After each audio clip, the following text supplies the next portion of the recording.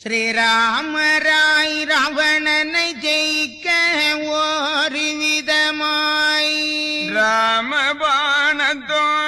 நாட்டில் பிறந்தனரா தென்னிலங்கை தான் முடிய சீதை சீரையிருக்க பொன்னதிய வில்லுடனே பிறந்தாள் பொன்மாது தேவரெல்லாம் வானரம்மா தென்னிலங்கை சுட்டளிக்க பூவர்வ சுகம் முனிவர் பொர்பிசுவ கர்மன் என்னும் வானரத்து கேட்ட மந்திரி தானாக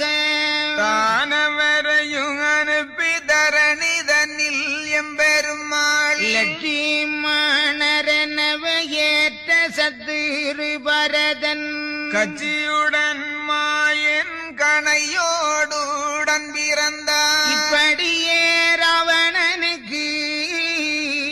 எல்லோருமே பகையாய் முப்படியே உள்ள